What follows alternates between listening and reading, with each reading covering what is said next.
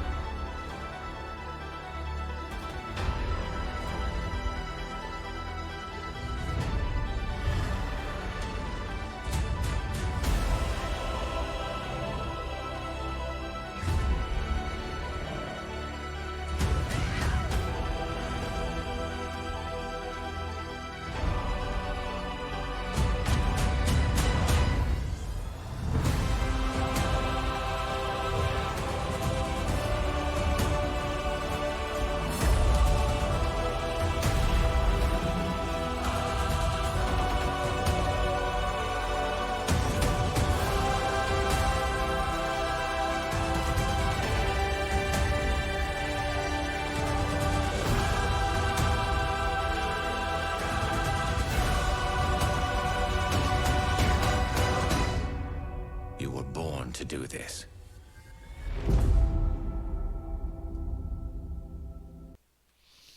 Okay, so that's the trailer there, and then they have a link to the pre-order site, which I went to, but we'll get to that in just a minute. I want to go over to this guy right here. This guy right here was just on the EA investor call. There's a lot to dissect there. They talked about Apex, they talked about FIFA, they talked about the new NCAA football game. They mentioned Battlefield. They didn't mention it a lot. They mentioned Star Wars a lot more than they did mention Battlefield. But it's their directives. It's an investor call. You don't really get much out of an investor's call. Investor's call is mostly like, oh well, this is the money we made. And this is our foresight for the future about the money we made and what we want to make, goals and what promises made, promises kept. What goals have we achieved, and what goals do we need to work on? Um, in any case, they they were going over a lot about how much demand there was last year in the streaming services and so forth. They God, the figures they were throwing out, the billions of dollars they were throwing out was just something else. But in any case, this is this guy. Here he is. We could probably listen to you if we want to listen in. We can pop in for a second, but not a lot was said about Battlefield 6. But I can say that there is speculation that there is reveal coming out within the next month timeline, and then that we should expect holiday season around fall to winter of this year that we see the release of Battlefield 6. Um, if you remember the reveal of Battlefield 3, which was released 10 years ago today and such, or maybe not today, but 10 years ago around this time, they took a whole, like, I want to say it was a whole week that they kept, or month, 1 week to 1 month that they kept dropping and dropping and dropping. And the thing is, it was just only the first mission. It was only that first mission, which is how you create hype. You don't show them everything, you just show them something, and you get them drawn in and all. So listen, let's go ahead and take a listen to my man over here. Have more variant maps than the same five. Well, Chazzy Boy, I think if they released five maps, that would be pretty cool, to be honest. Like, uh, okay, so premium is gone. They didn't confirm neither deny that. So I think this was pretty good. A summary about everything. Okay, Modern Out Warfare, 128 players. Not sure they're ahead of its time. Um, what else was there? There was a lot of stuff. Like it was something was like in 30 minutes and the other was like in 60 minutes, for example. Battlefield 6 Battle Pass. I think Battle Passes are only for free content, so really hoping for that Edis for a long time. I think this was good. This was this was pretty good. But if it's not over, of course, we just I guess premium. We're not sure how it will work, but I think that the new Battlefield should release with the like 6 maps. Like yeah, definitely. Like I will post more about this, like more content about this. 128 player battle royale, 8 players in a team.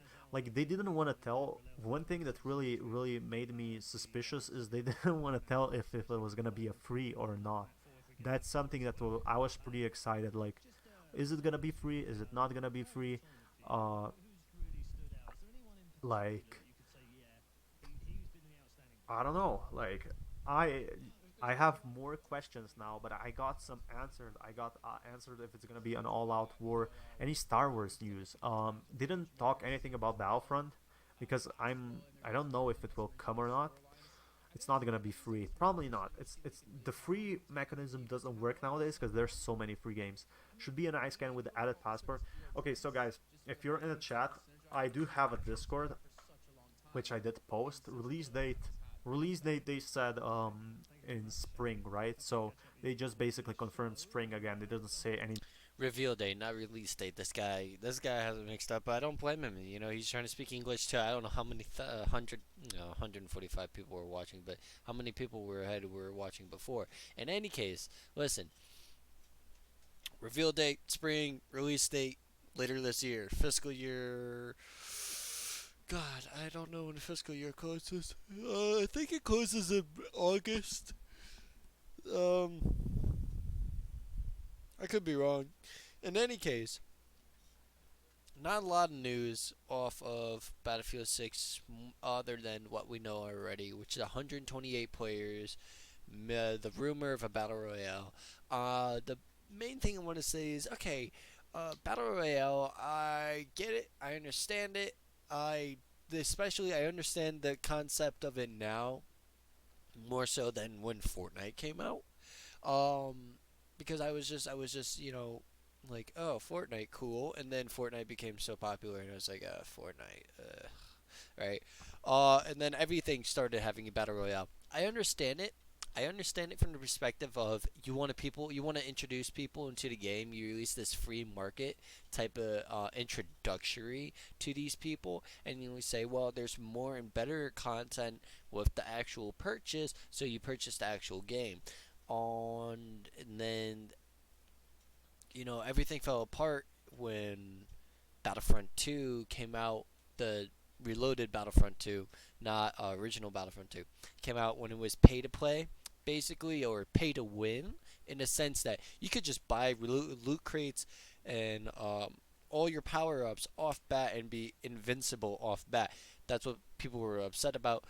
They changed that, so it's a little bit better of a game now. Trust me, I got Battlefront 2 free from Epic Game Store. I like it. I'm not paying anything for cosmetics, nothing. I never do that. But in Battle Royale, like I get it. I played Call of Warzone like a lot last year. Not as much as like a lot of other people and streamers and YouTubers, but I played it a good amount. And I understand it. It's fun sometimes. It's it's better than their skill-based matchmaking setup that COD introduced into their multiplayer section. So, it can be fun. It can be thrilling and all this and that, and it's very entertaining and rewarding when you do get the dub in Warzone. But, you know, other than it being an introductionary method to buy the full game, I can't really say I love battle royales. It's great that it's in our play style now because now it feels like it's missing if it's not there. We feel like the game is quote unquote incomplete or something like that. Um, but it's just not my gig. It's not my gig. Never has been, but it grew on me. But it's just not my go-to. I'll throw on Battlefield 4 more than I'll throw on anything else because that's my gig. That's my go-to. I like that traditional gameplay. In any case, that's all I really had to say about Battle Royales. It's great to introduce them into the franchise and then persuade them to buy the actual game. But other than that, meh. All right, moving on to this Mass Effect. All right, Mass Effect, $60. Pre-order for $60. I'm not pre-ordering for nothing. If this is a digital download, the thing is, I don't have to pre-order. I can buy on that day. You're not getting my money beforehand. I have seen way too many times where I've pre-ordered a game that I'm highly anticipated and excited for, only for it to be released and to be absolutely stunk crap crud. All right, I'm not here for that anymore. I'm not going to be pre-ordering those types of games no more. But this is just like a reload of the whole entire trilogy. So let's go down into the description. One person is all that stands between humanity and the greatest threat it's ever faced. Relive the legend of Commander Shepard in the highly acclaimed Mass Effect trilogy with the Mass Effect Legendary Edition. Includes single-player based content and over 40 DLC from Mass Effect 2, and Mass Effect 3 games, including promo weapons, armors, and packs. Remastered and optimized for 4K Ultra HD. Experience an amazingly rich and detailed universe where your decisions have profound consequences on action and the outcome. Relive the cinematic saga.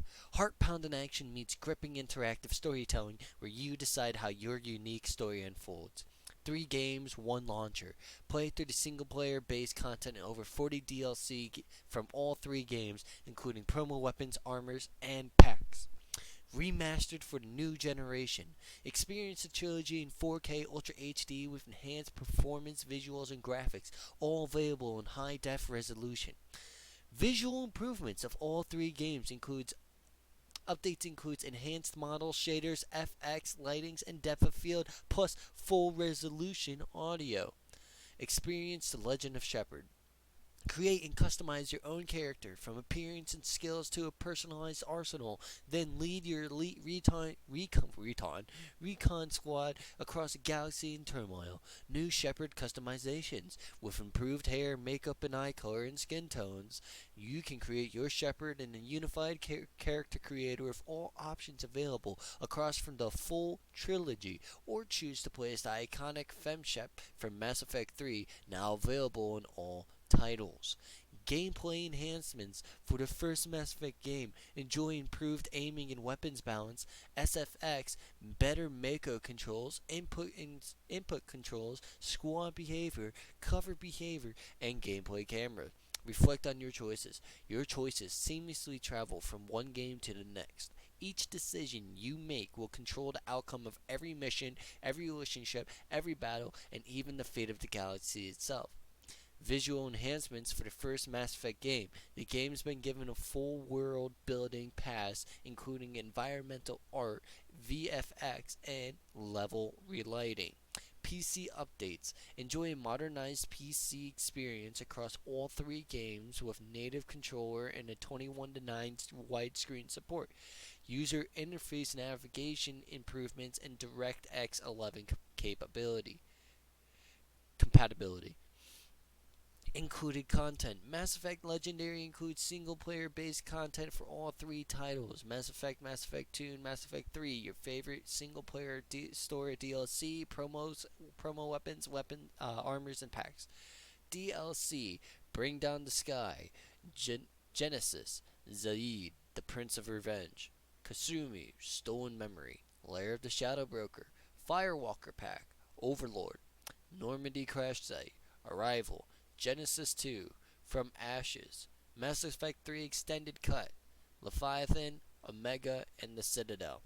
Weapons and armor, Cerberus weapons and armor, Arc Projector, Collector's weapons and armor, Terminus weapons and armor, M21 Incisor, Blood Dragon armor, Infernal armor, Recon hood, Sentry interface, Umbra visor, N7 warfare gear, AT-12 Raider, Chakram launcher, M55 Argus, M90 Indra, and Reckoner Knight armor. Packs: Equalizer Pack, Aegis Pack, Firepower Pack, Groundside Resistance Pack, Recon Operations Pack, Firefight Pack, ME2 Alternate Appearance Pack 1, MT Alternate Appearance Pack 2, ME3 Alternate Appearance Pack 1, and N7 Collector Edition Pack. Alright, there's a lot to unpack here. A lot to pack in and unpack. I really hope this includes the Battlefield armor. I remember Battlefield 4 did like a demo for Mass Effect 3, and I got an armor for it, the Battlefield armor. It was sick as fuck. I loved it. I wore that on every single Mass Effect 3 multiplayer game. Alright, minimum requirements, system requirements. This is for computer only. I know the game's probably going to come out for the PS5 and Xbox One X. Xbox X? I have no idea what you console people are on these days. Minimum requirements: a 64-bit Windows 10 for your operating systems. AMD, they want for a processor. AMD, they want FX 8350 or equivalent. For Intel, they want you to at least have a Core i5-3570 or equivalent. 8 gigabytes of RAM. For AMD graphics, you should have a Radeon 7970 or an R9 9280X or equivalent. For NVIDIA, GTX 760 or equivalent. DirectX is 11 compatible video card or equivalent, and a hard drive space of 120 gigabytes. That's big. Now, that's 3 games packed into one with all the DLC content, so you can understand as to why it's big. Geez. Oh, man. Recommended requirements: 64-bit Windows 10, AMD Ryzen 7 3700X or equivalent for this processor, or Intel Core i7 7700 or equivalent. At least 16 recommended 16 gigabytes of RAM, and I'm lucky to have 16 gigabytes of RAM. In fact, let's uh let's check out what's going on here. Performance. GPU. Do I have 16 gigabytes? I do have 16 gigabytes of RAM. It says 15.9, so I'm a tenth of a gigabyte less, but that's fine. NVIDIA, I'm running a 970, a GTX 970. Guys, I built this computer 6 years ago, and it's boosting out gameplay. This might push me to my limits. I know, and Andromeda pushed me to my limits. When I'm modding Skyrim, it kind of pushes the limits. This guy kind of cranks up to 70, 75 degrees Celsius. It's dusty AF, so I have to clean it, so that might help. But then this is also like a 6-year-old product. Let's continue. They want you to have or recommend an AMD Radeon Vega 56 or equivalent, or GTX 1070 or equivalent. Well, I'm pushing the limit here. I'm pushing the staple. DirectX 11 compatible video card equivalent, hard drive space of 120 gigabytes. Alright, so this I am excited for. I mean, am I going to get this and a new Mass Effect? Yes, if I have the money for all of it, and I hope I do. But look at this. All right, this is Mass Effect 1 when you first meet Sovereign and you're introduced to Saren, the rogue Spectre, and when you first touch the Prothean beacon. This looks beautiful. This reminds me of Mass Effect 3 when you are on Turian homeworld, not Turian, the Quarian homeworld, and you are relieving the Quarians of the Geth and the Reapers of that world. So I'm excited to play that mission again in Mass Effect 3, but this Mass Effect 1 screenshot looks exactly like that, and I am far beyond excited. Alright, moving on to other news. Knights of the Old Republic is returning. I have not read into this as much, but I certainly will.